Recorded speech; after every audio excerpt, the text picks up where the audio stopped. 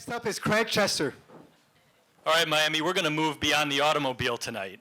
And if you go all the way back to 1916, we had a streetcar network in this city that was the envy of the developed world. You could step out Miracle Mile and Coral Gables and be downtown sipping a martini on Flagler Street in 12 minutes, going at 70 miles an hour. We would love to have that era back. And in that era, we had shared spaces. Our streets function as shared spaces where everybody was treated equally and expected. Cyclists, pedestrians, transit users, cars. This was a safe, vibrant, economically valuable place. But we threw that all in the garbage after World War II when we built that, which created that, and we systematically destroyed downtown Miami and created a city not worth caring about, a city of parking lots and expressways. But Miami today is changing, and we're recolonizing, we're re-energizing, we're reinvigorating our urban core like never before, and that's partly why we're all here tonight.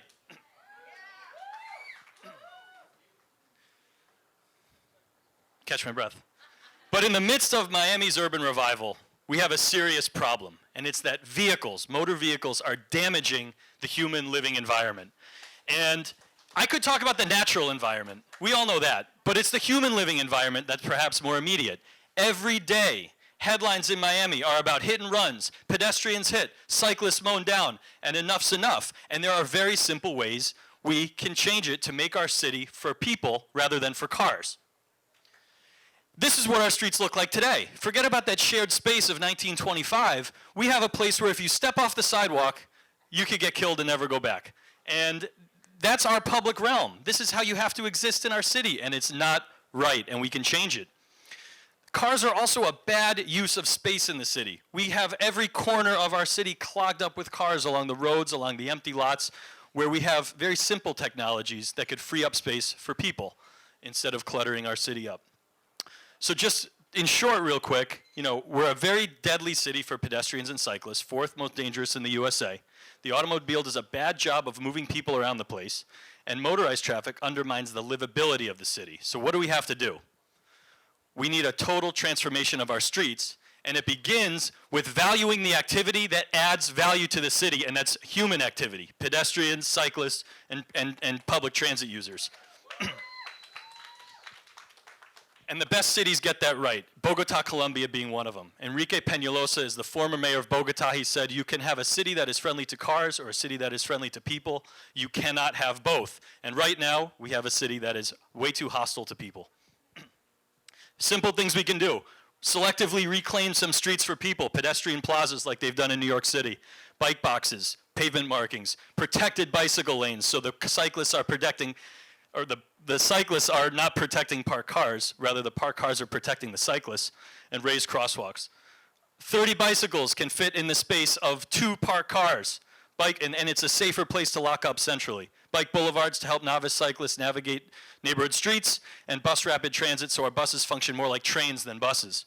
Fortunately, we have some good things coming to Miami, car sharing, which will come to the mainland, and bike sharing. Deco Bike is one of the most popular bike sharing systems in the whole United States, coming to the mainland soon.